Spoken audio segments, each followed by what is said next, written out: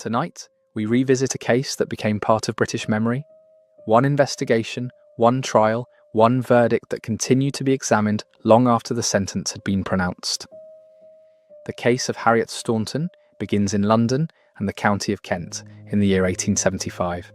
The city of London at that period was the largest metropolitan area in the world, with a population approaching 4 million persons distributed across its historic parishes, boroughs, and the suburban districts that had grown rapidly along the railway lines to the south and east of the river.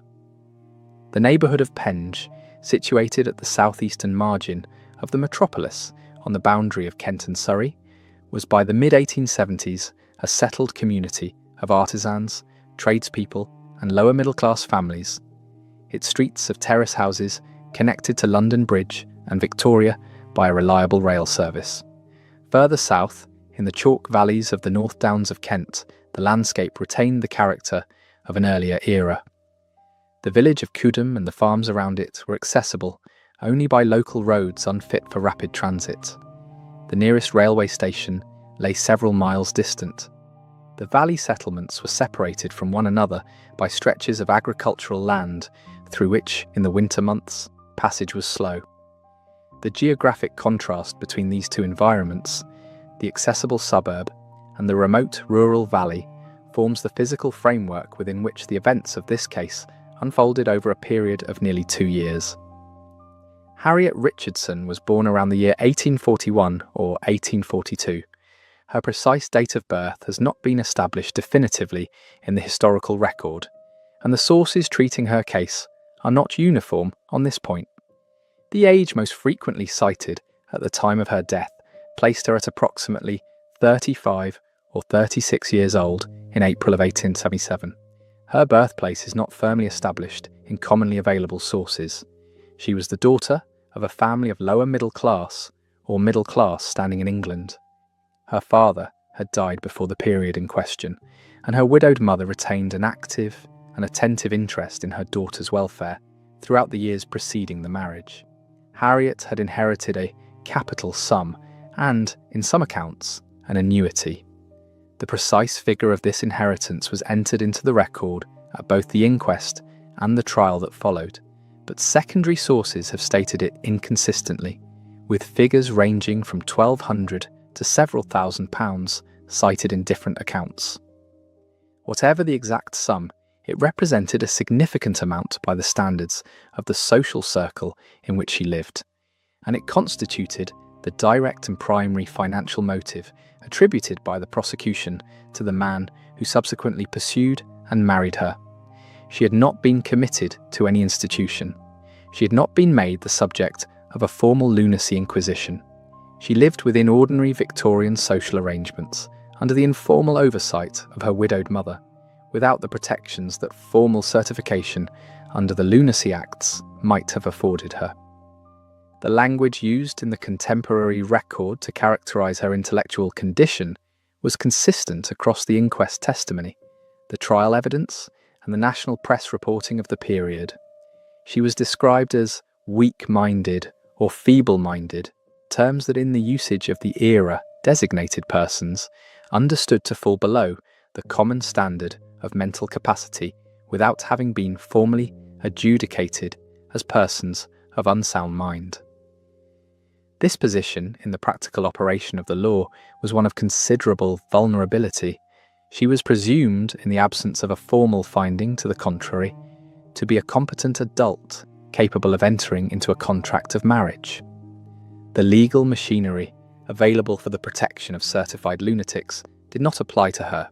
Her protection rested informally upon her mother's oversight and upon the ordinary expectations of her class and period. Harriet's widowed mother had served, in practical terms, as her daughter's guardian in the years before Lewis Staunton's appearance in her life. She was the closest person to Harriet in any functional sense, and her subsequent testimony at the inquest and at the trial formed one of the most consequential strands of the prosecution's case. What she had been permitted to observe, and what she had been systematically prevented from confirming, would be placed before the jury in the autumn of 1877.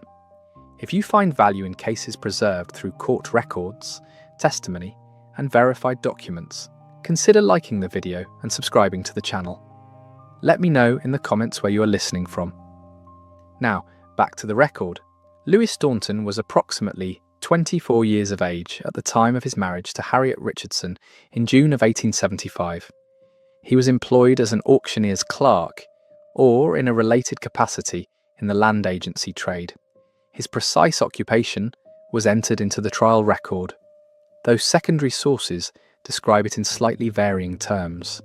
He was a man of modest means, without any recorded prior legal history. The age difference between the parties was considerable.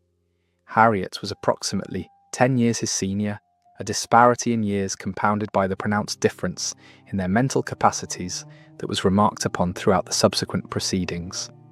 His courtship of Harriet had been conducted with a persistence that her mother observed and opposed. Her objections were grounded in her assessment of his suitability and in her concern about her daughter's capacity to give fully informed consent to the union.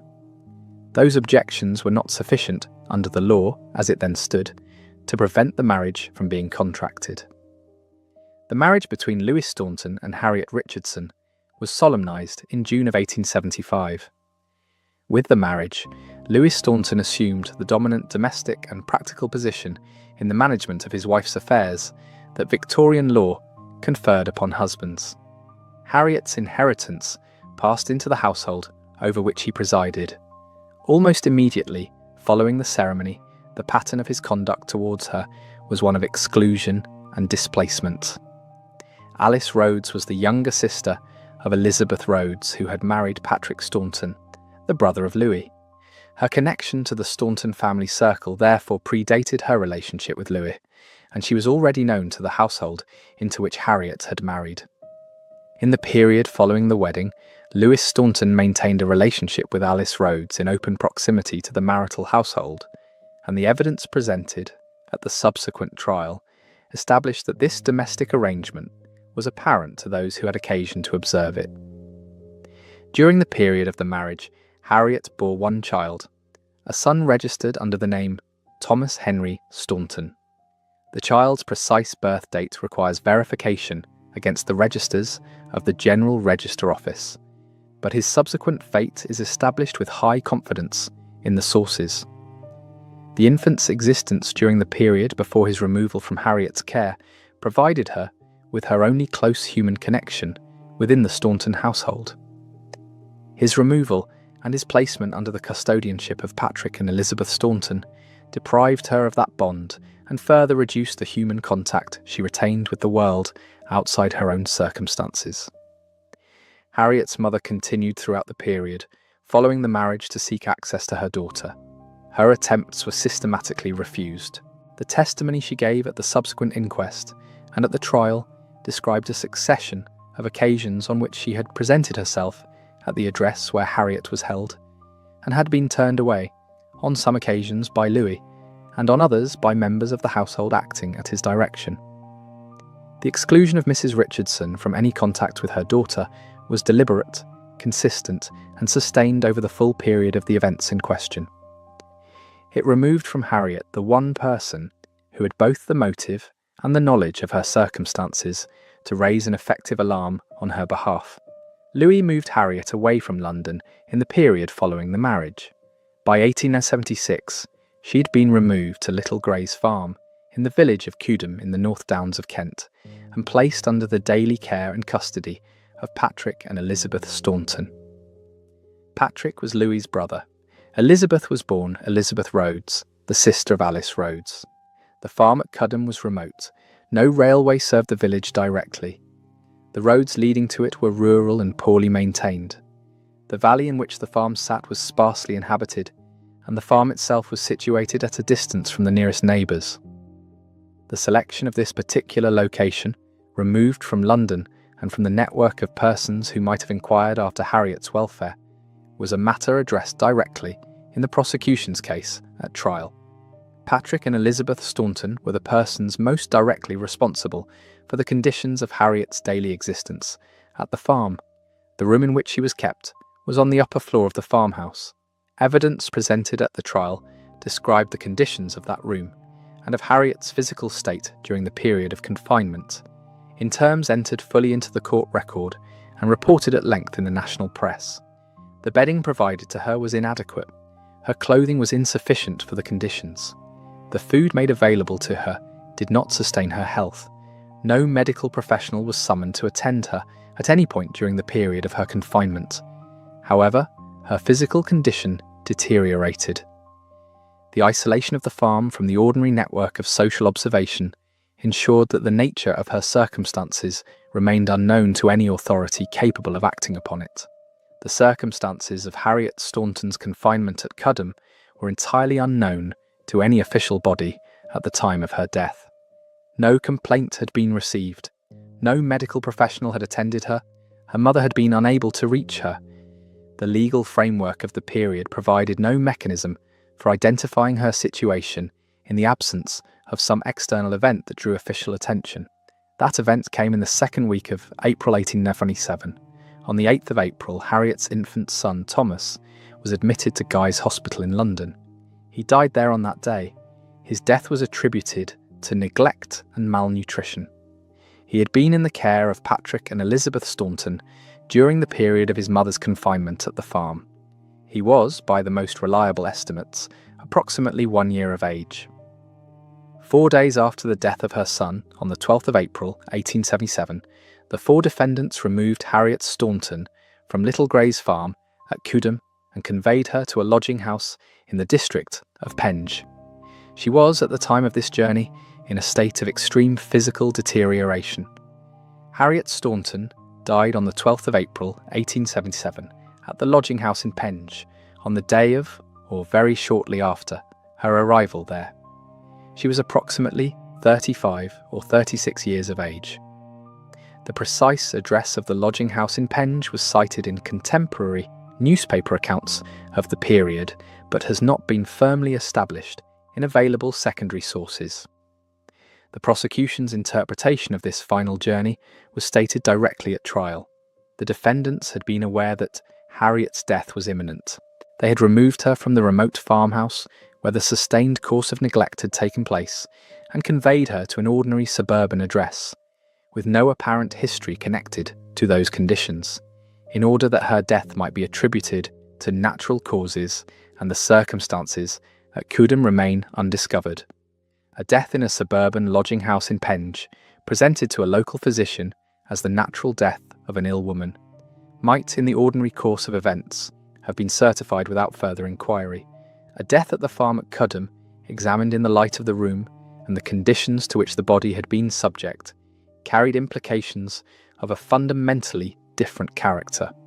A local physician was summoned to the lodging house in Penge on the 12th of April, 1877. The condition of Harriet Staunton's body was such that the examining doctor declined to issue a death certificate, attributing her death to natural causes. The body presented to his examination was that of a woman in a state of extreme emaciation. At the time of her death, Harriet Staunton weighed approximately 5 stone. Some sources give the figure as 5 stone and 4 pounds, and the slight variation in the cited weight does not affect the character of the finding. At either figure, the degree of physical wasting was severe and immediately apparent to any medical observer. Evidence of lice infestation was present on the body. The examining physician declined to issue a death certificate. His refusal was the act that brought the case to the attention of the Metropolitan Police. Officers were notified and attended the scene at Penge. The condition of the body and the circumstances under which the woman had been brought to the lodging house on the day of her death were such that the matter was immediately treated as requiring formal investigation. Inquiries were begun into the circumstances of Harriet Staunton's recent life, and the name of the farm at Cudham in Kent was established as the location where she'd been living in the period before her death. Officers were dispatched to Little Gray's farm. The investigation was formally opened. The Metropolitan Police and the local Kent Constabulary both became involved, given the geographic spread of events. The death had occurred in Penge, on the London border, while the site of the prolonged confinement was at Cudham within the county of Kent. Statements were taken from those persons present at the lodging house at Penge. The circumstances attending the arrival of Harriet Staunton, a visibly dying woman, at the address on the day of her death were recorded. The physician, who had attended the scene, provided his preliminary observations to the investigating officers. At Little Gray's farm in Cudham, officers examined the premises. The room on the upper floor of the farmhouse, in which Harriet had been confined during the months preceding her death, was inspected and its conditions documented. The physical state of that room corroborated the medical findings already made at Penge. The bedding, the clothing available in the room, and the general conditions of the space in which a woman had lived for many months were recorded by the officers who attended the scene. The farm at Cudham was situated 12 to 15 miles from the centre of London, accessible only by local road, and the distance from the metropolitan network of social oversight was not an incidental feature of the arrangements. The evidence gathered at Cudham was to form a significant part of the material placed before the jury at the subsequent trial. Witnesses were interviewed in the days following the discovery. The most significant witness account came from Harriet's mother, Mrs. Richardson. She was interviewed by the investigating officers and provided a detailed account of her repeated attempts to visit her daughter over the preceding months, and of the systematic manner in which those attempts had been refused. Her testimony established the deliberate character of the exclusion to which she had been subjected, a pattern of obstruction extending over the full period of Harriet's confinement at Cudham. The specificity and consistency of her account were noted, and her evidence was to become, by the assessment of those present at the subsequent proceedings, one of the most affecting testimonies placed before the court. The 4 persons most immediately connected to Harriet Staunton's death were identified and arrested. Louis Staunton was Harriet's husband and the person primarily responsible for her removal from London and her placement at Cudham.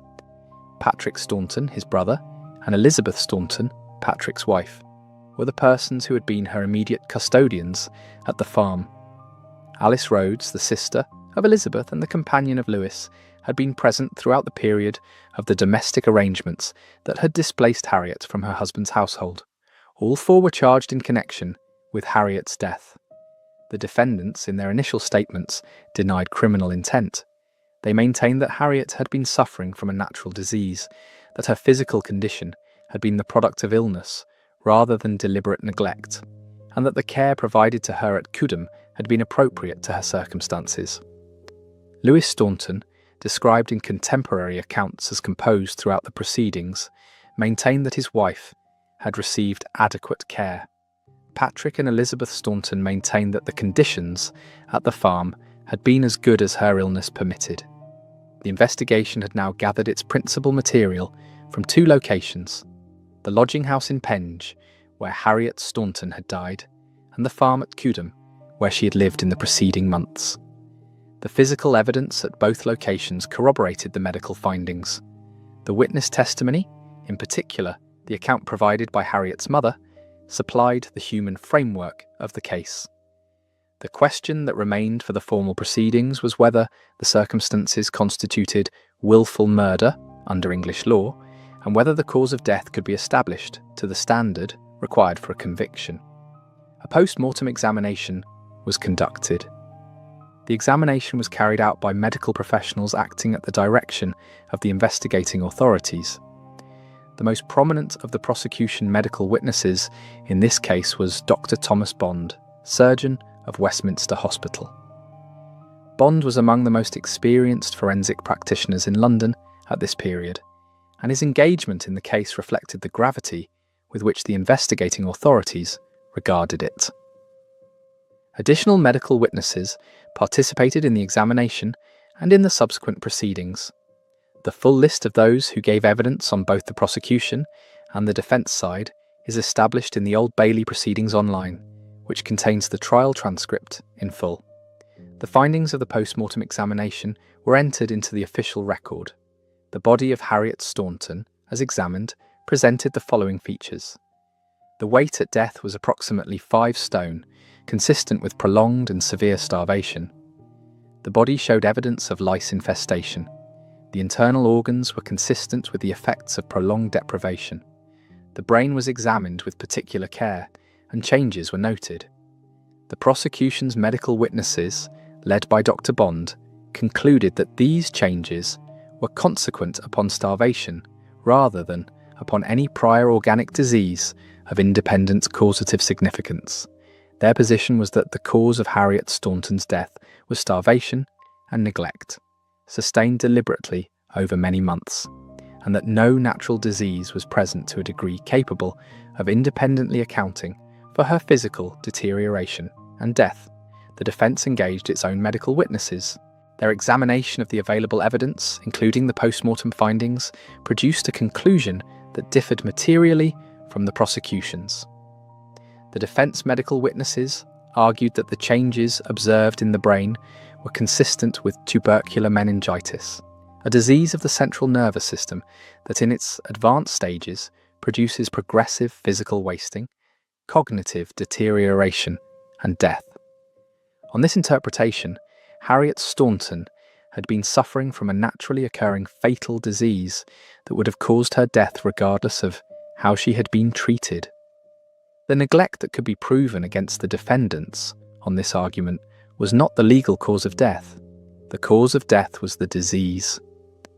The distinction between the two interpretations was therefore not merely a matter of medical opinion, but a question of criminal liability.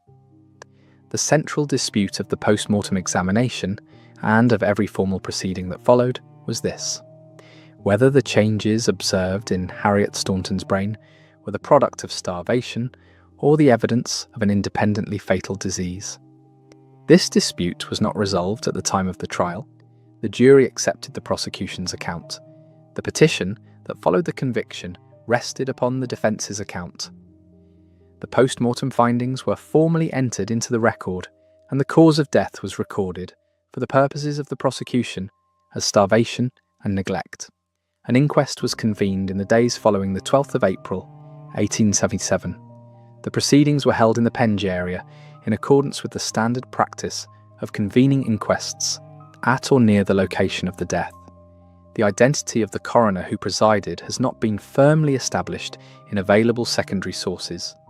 Verification against the Times archive for April and May of 1877 would establish his name. Testimony was taken under oath from a number of witnesses. The local physician who had refused to certify the death gave evidence regarding the condition of the body as he had found it, and his reasons for declining to issue a death certificate. Medical evidence regarding the post-mortem findings was set out in formal testimony. The conditions at Little Gray's farm were described to the inquest by those with direct knowledge of them. Harriet's mother, Mrs. Richardson, gave evidence at the inquest. Her testimony described, in terms recorded and widely reported by the national press, the succession of occasions on which she had presented herself at the addresses where her daughter was held and had been refused admittance. She described the period of exclusion from beginning to end, the early refusals, the subsequent visits that produced the same result, and her growing certainty that her daughter's circumstances were not as her son-in-law represented them to be. Her account of being turned away repeatedly from her own daughter's door, unable to ascertain whether Harriet was alive or dead, formed the human centre of the prosecution's narrative as it was assembled before the inquest jury. Evidence was also placed before the inquest concerning the death of the infant Thomas at Guy's Hospital on the 8th of April, the circumstances of his admission to the hospital, the condition in which he had been received there, and the cause attributed to his death provided a separate but corroborating strand of evidence concerning the general standard of care exercised by those responsible for both mother and child during the period of the confinement. The jury at the inquest, having heard the medical evidence and the witness testimony, returned a verdict of willful murder against all four accused. The defendants were formally committed to stand trial at the Central Criminal Court. The committal was reported in the national press, and by the time the four defendants were formally bound over for trial, the broad outline of the case was known to a substantial portion of the newspaper reading public. The Penge mystery, as the press had taken to designating it, referring to the location of Harriet Staunton's death, rather than the location of the crime, had established itself as one of the most discussed criminal cases in England in the months between the April death and the September trial. The trial of Lewis Staunton, Patrick Staunton, Elizabeth Staunton, and Alice Rhodes commenced at the Central Criminal Court, the Old Bailey, London, on the 19th of September, 1877. The presiding judge was Mr. Justice Hawkins, Sir Henry Hawkins, one of the most prominent figures on the criminal bench in Victorian England, whose handling of the proceedings attracted considerable commentary from the national press and from the legal profession throughout and after the trial. The prosecution was led by Mr. Douglas Straight, whose conduct of the case for the Crown is cited in multiple secondary sources, though the full composition of counsel on both sides is most reliably established in the trial transcript held in the Old Bailey proceedings online. Each of the four defendants was separately represented by counsel. All four entered pleas of not guilty. The court was filled throughout the proceedings. The case had attracted sustained national attention since the death in April, and the September trial attracted a corresponding degree of public and press interest. The Times carried daily accounts of the proceedings, and its coverage was followed by provincial newspapers throughout England. The four defendants sat before the jury in a courtroom whose atmosphere, as described by the contemporary press, reflected both the gravity of the charge and the public familiarity with the principal facts that had already emerged from the inquest proceedings earlier in the year. The prosecution opened its case. Mr. Straight addressed the jury with an account of the facts as the Crown proposed to establish them: the marriage, the inheritance, the confinement, the conditions at Cudham, and the death at Penge. He characterised the case as one of deliberate and sustained murder, carried out not in a single violent act but through the calculated withdrawal over a period of many months of the food, warmth, medical attention, and human contact required to sustain a vulnerable woman's life. The prosecution's argument was that the four defendants had, together, taken a woman of limited mental capacity, removed her from the only person capable of protecting her, confined her in conditions of extreme deprivation in a remote farmhouse, and left her to die. Medical evidence was presented by the prosecution in considerable detail. Dr. Thomas Bond and the other medical witnesses called by the Crown gave their testimony concerning the post-mortem examination and its findings. The weight of the body at death, approximately 5 stone, was placed before the jury as consistent with prolonged starvation of many months' duration.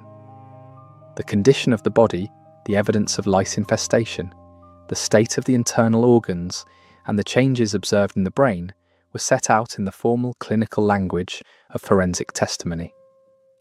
Dr. Bond and his colleagues maintained that the brain findings were consequent on starvation and were not evidence of any independently fatal organic disease. Their conclusion was that Harriet Staunton had died as a direct and proximate consequence of the neglect to which she'd been subjected at Cudham. The evidence of Harriet's mother was among the most significant testimonies placed before the jury. Mrs. Richardson described, in terms that the press noted with considerable attention, the course of her attempts to see her daughter from the time of the marriage onwards. She described the occasions on which she'd come to the door of the Staunton household and had been refused entry.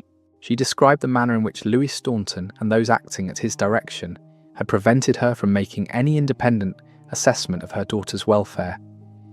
The exclusion she described was not a single refusal, but a sustained pattern of denial, extending over months. A succession of visits that produced no admittance, messages that produced no response, and inquiries through every means available to a woman in her position that returned no reliable information about her daughter's condition or whereabouts. Her evidence supplied the human dimension that the medical testimony could not. Behind the door, she could never open, a woman who had depended upon her mother for the whole of her adult life was being held in conditions that produced, by April of 1877, the body that the physician at Penge had refused to certify. Evidence was placed before the jury concerning Lewis Staunton's financial motive. The inheritance that had passed to the household upon the marriage was put before the court. The open relationship with Alice Rhodes, maintained throughout the period of Harriet's confinement, was described. The arrangement by which Louis had effectively established Alice Rhodes as the operative centre of his domestic life, while Harriet was held at Cudham, was laid out for the jury in detail. The deliberate exclusion of Mrs. Richardson, extending from the earliest weeks of the marriage through to Harriet's death, was characterised by the prosecution as an integral part of a scheme that was criminal in its conception as well as its execution. The circumstances of the final removal to Penge were addressed directly in the prosecution's case. The decision to convey a dying woman from a remote Kent farmhouse to a suburban lodging house on the day of her death was characterised by the Crown as a calculated attempt to place her death at an address with no visible connection to the conditions that had caused it. The defendants had reason to know that Little Gray's farm, if examined, would reveal conditions inconsistent with any account of adequate care. The lodging house in Penge was intended to present the death as the natural end of a woman's illness, rather than the final stage of a prolonged and deliberate act of destruction. The death of the infant Thomas, 4 days before his mother's own death, was placed before the jury as evidence of pattern. The child had been under the same general custodianship during the relevant period. His condition, at admission to Guy's Hospital, and the cause attributed to his death were consistent with the same absence of adequate care that had produced Harriet's condition. The two deaths, 4 days apart, were not presented to the jury as coincidence. The defence presented its case. Defence counsel for each of the 4 defendants argued, through their respective submissions and through the medical witnesses called on the defendant's behalf, that the cause of Harriet Staunton's death was tubercular meningitis and not starvation. The defence medical witnesses gave their evidence concerning the brain findings and maintained that the changes observed were consistent with tubercular disease, that the degree of wasting presented by the body was explicable on the basis of the disease without any reference to deliberate neglect, and that if the cause of death was a naturally occurring disease, the defendants had not committed murder. Their conduct, whatever its character, was not the proximate cause of death. A verdict of willful murder could not stand where the death would have occurred in any event. Defence counsel urged upon the jury that the evidence of deliberate intent required to support a verdict of willful murder had not been established. The conditions at Cudham, it was argued, reflected limited means and limited understanding rather than a calculated programme of destruction. The removal to Penge was characterised as an ordinary domestic arrangement rather than an attempt to conceal a crime. The explanations offered for the exclusion of Harriet's mother varied in character across the separate defences presented, and their precise form is most reliably established in the transcript of the proceedings. Mr. Justice Hawkins summed up the evidence to the jury. His charge addressed both the factual evidence and the medical dispute at the centre of the case. Hawkins was, by the standards of his time, an authoritative figure on the criminal bench, and his handling of contested medical testimony in a murder trial was observed closely by the press and by members of the legal profession present in court. The weight to be given to the competing medical testimonies was set out for the jury in terms that subsequent commentary described as firmly directed. The direction was widely understood at the time to favour the prosecution's account of the medical evidence. The jury retired to deliberate and returned its verdict. All 4 defendants were found guilty of willful murder. The verdict was unanimous in its reach across the dock. Lewis Staunton, Patrick Staunton, Elizabeth Staunton, and Alice Rhodes were each convicted of the willful murder of Harriet Staunton. The verdict was entered in the record of the Central Criminal Court. The prosecution's case, built upon the medical evidence of Dr. Bond and his colleagues, the testimony of Harriet's mother, the physical evidence gathered at Cudham, and the circumstances of the final removal to Penge, had been accepted in full by the jury. The conviction of all 4 defendants on the most serious criminal charge available under English law reflected the jury's determination of the facts. The legal consequence of that determination was now to be pronounced by the court. The court proceeded to sentencing.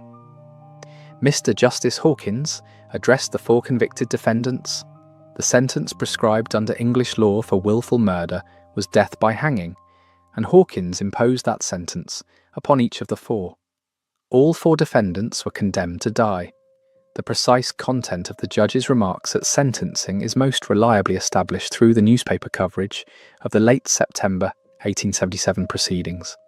The Times and the national press reported the sentencing in detail, and that coverage is the primary source for any account of the address delivered from the bench. The public reaction to the verdicts and sentences was reported as one of general approval.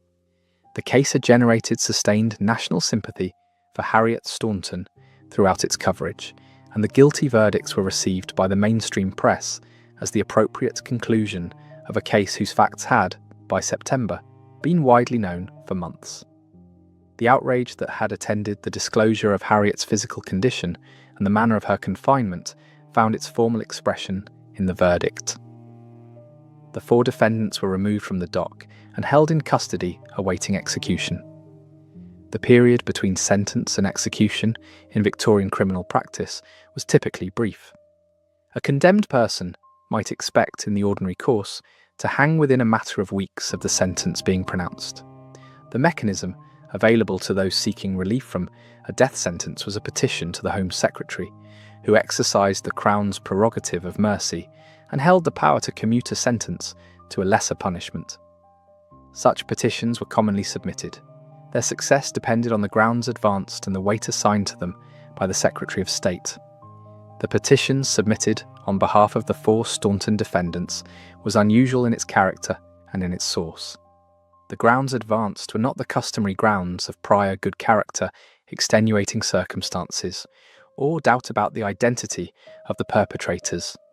The grounds were medical. The claim advanced to the Home Secretary was that the post-mortem findings had been misinterpreted by the prosecution's witnesses, that the true cause of Harriet Staunton's death was tubercular meningitis, and that in consequence, the 4 persons condemned to death had not in law committed the murder of which they had been convicted. These grounds were advanced not solely by the defendants or their legal representatives, but by a substantial body of the organised medical profession of England.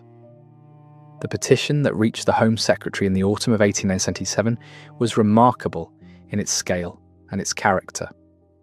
The number of medical practitioners who appended their signatures to the document is cited in secondary sources as exceeding 400, a figure representing a very substantial body of organised professional opinion within the London medical world and beyond.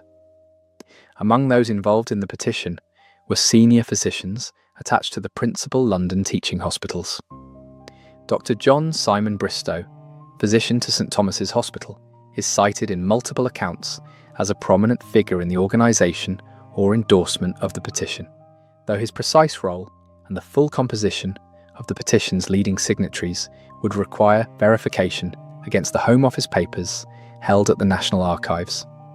The petition argued that the post-mortem findings in the case of Harriet Staunton were consistent with tubercular meningitis rather than starvation as the primary cause of death, that this interpretation had been advanced at trial by the defence medical witnesses and had not been accepted by the prosecution or the jury, and that the convictions consequently rested on a medical conclusion that was, in the view of the signatories, erroneous.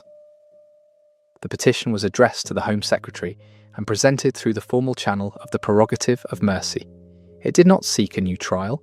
It did not ask the courts to review their decision. It asked the executive branch of government to exercise its constitutional power to commute the death sentences on the ground that the medical foundation of the convictions was insecure. This framing was significant.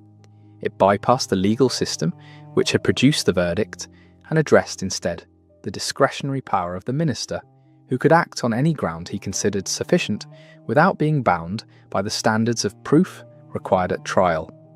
The Home Secretary responsible for considering the petition was Richard Assheton Cross, who held that office in the Conservative administration of Benjamin Disraeli during the years 1874 to 1880. Cross was a lawyer and administrator of considerable experience.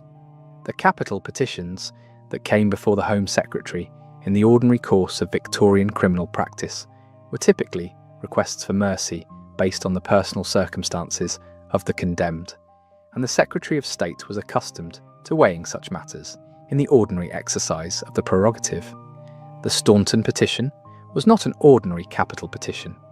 It advanced a technical argument about the interpretation of specific pathological findings, supported by the professional authority of several hundred practitioners, and it required the Home Secretary to form a view on a dispute between medical witnesses whose disagreement had already been placed before a jury and decided against the defence, cross-commuted all 4 death sentences to penal servitude.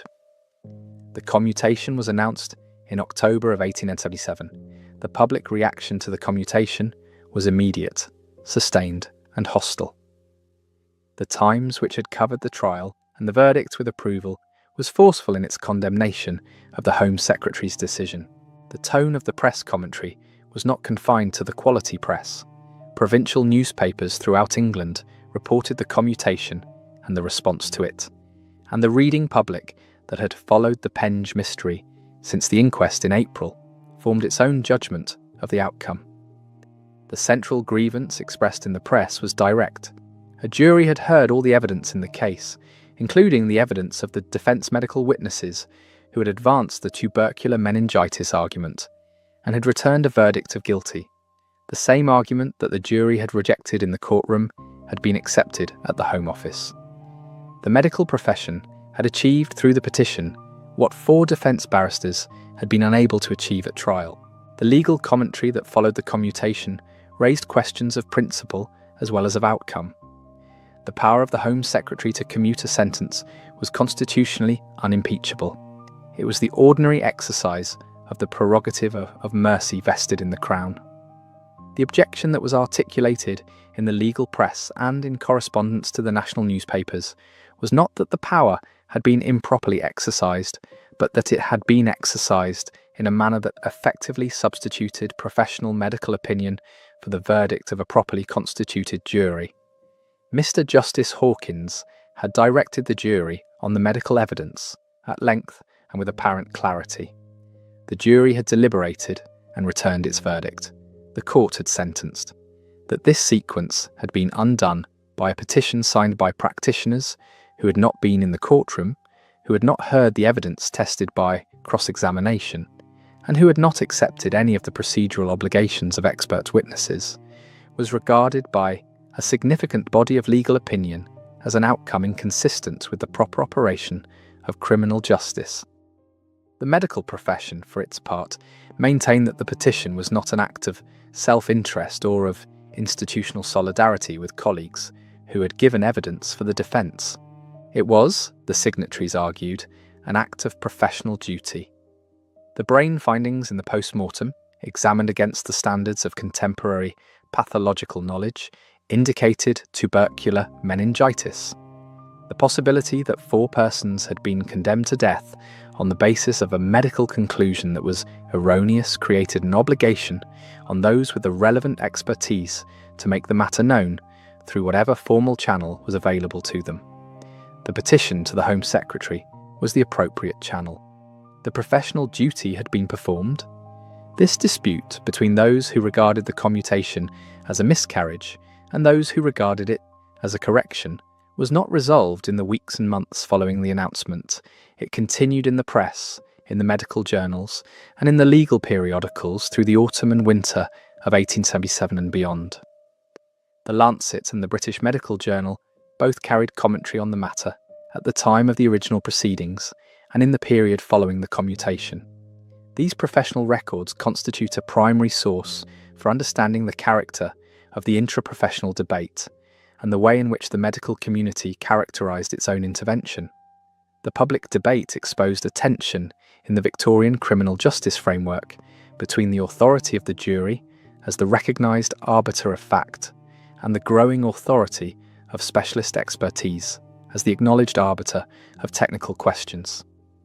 Neither of these sources of authority had an unambiguous claim to priority in a case where they had reached opposite conclusions. The Staunton commutation did not resolve this tension. It placed the tension in full public view. The 4 convicted persons entered the prison system following the commutation of their sentences. Penal servitude in the Victorian system involved confinement in the convict prisons, together with compulsory labour, and the conditions of that confinement were substantially harsher than those of ordinary imprisonment. The precise terms served by each of the 4 defendants, and the dates on which they were released or otherwise removed from custody, are most reliably established through the prison registers held in the PCOM series at the National Archives Kew, and through the Home Office correspondence in the HO series. Secondary sources have not consistently documented the post-commutation imprisonment details. It has been noted in some accounts that Alice Rhodes's circumstances following commutation may have been treated somewhat more favourably than those of the other 3 defendants, on the basis that her direct personal role in the physical management of Harriet's confinement at Cudham was considered less immediately culpable than Elizabeth Staunton's day-to-day custodianship of the farm. The basis for this distinction is not firmly established in available secondary accounts and requires verification against the primary records. What is established is that none of the 4 were executed and that all 4 served terms of penal servitude following the commutation. No pardon was ever issued in this case. No formal exoneration followed. The commutation was an act of mercy, not a legal reversal. It acknowledged the possibility that the medical basis of the conviction was contested. It did not find that the conviction was wrong. The record of the Central Criminal Court continued to show 4 persons convicted of the willful murder of Harriet Staunton.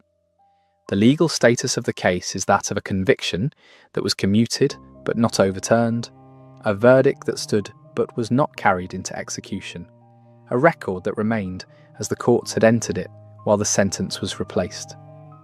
The case attracted and retained attention in the press and in crime literature, both during the proceedings and in the decades that followed. The designation, the Penge mystery, had been adopted by the national press by the time of the trial. It derived from the location of Harriet Staunton's death rather than from the location of the crime at Cudham, and it persisted in Victorian and Edwardian crime writing as the standard name by which the case was identified. H.B. Irving included a treatment of the case in his 1918 work on notable criminal cases. Irving, the son of the actor Henry Irving, and a writer who produced sustained engagement with the documentation of Victorian criminal history, contributed to the continued visibility of the case in the early 20th century. The case appears in works on Victorian forensic medicine, particularly in discussions of the development of expert medical testimony in criminal proceedings, where it functions as a significant episode in the institutional history of the relationship between medicine and the law. No major novel, dramatic adaptation, or film treatment of the case has been established in available secondary sources, and it is not represented in the popular cultural inventory of Victorian crime in the manner of certain other cases from the same decade. The figure of Harriet's mother occupied a particular place in the public commentary that surrounded the case throughout its progress. Her testimony at the inquest and at the trial, and the image it conveyed of a woman systematically excluded from access to a vulnerable daughter by a calculating son-in-law, was the element of the case that most directly engaged popular sympathy. Press commentary returned to this figure at each stage of the proceedings. The specific character of her experience was understood clearly by those who followed the case. A woman who had served as the practical guardian of her daughter throughout Harriet's adult life had been deliberately and completely cut off from any knowledge of or access to her daughter for the full duration of the crime, and her daughter had died before the exclusion could be overcome. The historical significance of the Harriet Staunton case extends across several distinct but connected areas of Victorian social and legal history, and the case has been cited in the relevant literature as a significant episode in each of them. The case contributed directly to public discussion about the legal position of persons of limited mental capacity who had not been formally certified under the Lunacy Acts. Harriet Richardson had been, by the account of all who knew her, a woman whose limitations were apparent to those in her social circle. The law had provided no mechanism for preventing her marriage to a man who was, as the prosecution established, motivated primarily by access to her inheritance. She occupied a position in the practical operation of Victorian law that was entirely without formal protection. Not certified as a lunatic, and therefore without the protections available to persons formally adjudicated as of unsound mind. Not possessed, in any practical sense, of the capacity for self-protection that the ordinary presumptions of the law attributed to an adult. The Lunacy Acts provided for the appointment of a committee of the person in cases of certified lunacy, with formal oversight of the certified person's affairs and welfare. For those who, like Harriet, were understood by everyone in their social circle to require protection but had never been brought through the process of formal certification, these provisions were entirely unavailable. Her mother had served as her informal guardian. The law had no machinery to formalise or reinforce that role in the face of a husband who chose to disregard it. The Staunton case illustrated this gap in the legislative framework with a completeness and with consequences that the public and the press did not set aside quickly, and the case contributed to the continuing pressure for statutory reform of the law governing the protection of vulnerable adults. The commutation controversy contributed separately to Victorian debate about the proper weight to be accorded to expert medical witnesses in criminal proceedings. This debate ran through the later Victorian and Edwardian periods with increasing persistence as the range and complexity of technical matters brought before criminal courts expanded and the capacity of juries to evaluate competing expert claims was increasingly questioned by observers from both the legal and the medical professions. The Staunton case provided a particularly clear and publicly visible instance of the central difficulty. Two groups of qualified practitioners had examined the same post-mortem findings and reached directly opposite conclusions about the cause of death. A jury of laypersons, directed by an experienced judge, had resolved the conflict in favour of the prosecution's witnesses. Several hundred members of the medical profession had resolved it in favour of the defences. The Home Secretary had resolved it in favour of the profession. Each of these resolutions had a procedural basis. The jury was the constitutionally recognised arbiter of fact in a criminal trial. The judge had directed it with apparent clarity. The verdict it returned was the product of due legal process. The medical petition represented a body of professional opinion that had not been tested by cross-examination, had not been required to demonstrate its reasoning before a tribunal, and was not subject to any procedural constraint. The Home Secretary had the power to act on such a petition. The exercise of that power was not unlawful, but the outcome, which substituted an unexamined professional opinion for a tested jury verdict, was not one that the legal community or the general public found straightforwardly satisfactory. The case entered the literature of Victorian forensic medicine and Victorian legal history as a marker of the point at which the established mechanisms of proof became inadequate to resolve disputes of this kind. The case also illustrated, with considerable sharpness, the limits of the available institutional machinery for protecting persons in Harriet Staunton's position once the abuse of their circumstances had begun. The investigating officers had no knowledge of the conditions at Cudham until after Harriet's death. Her mother's repeated attempts to reach her produced no official response because no complaint had been formally received by any authority.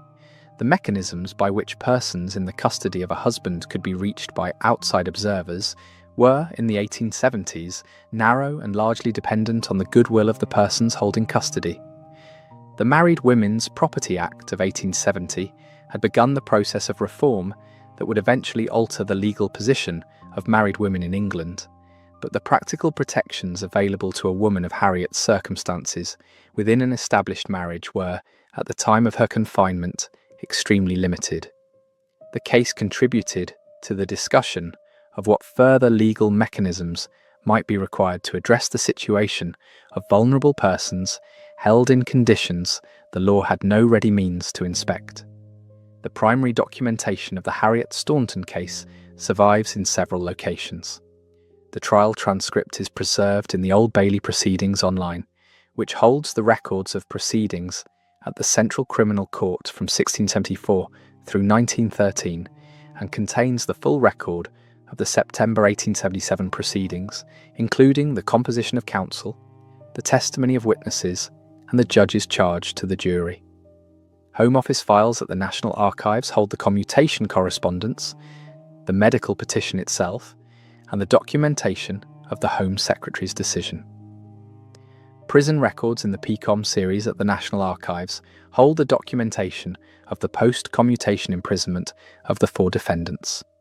Contemporary coverage in the Times constitutes the most extensive running account of the case from the inquest in April through the commutation controversy in October and beyond. The professional medical journals, in particular The Lancet and the British Medical Journal, carry the record of the intra-professional debate as it was conducted in the medical press at the time.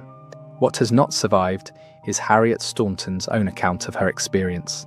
She died at the lodging house in Penge on the 12th of April, 1877, without leaving any documented testimony about the period of her confinement at Coodham, about the conditions in which she had been held, about what she had known or understood of her own circumstances, or about any aspect of the events that surrounded her. The conditions in which she had lived during the period of her confinement, the treatment she had received or had been denied, and the quality of her daily existence at Little Grey's farm can be reconstructed only from the testimony of those who had direct or indirect knowledge of it, given under oath at the inquest and at the Old Bailey. The evidence of her physical condition at death, the weight of approximately 5 stone, the state of the room, the body's condition, as documented in the post-mortem record, speaks of the conditions of her confinement without providing the account that she herself was never in a position to give. Her own voice is absent from every document in the case record. The case of Harriet Staunton is a case in which the central figure speaks only through the consequences of what was done to her and through the testimony of the one person who had tried, without success, to reach her. The case of Harriet Staunton closes the record examined here. The case was entered into the historical record. It has remained there. The verdict stood. The case became part of British memory.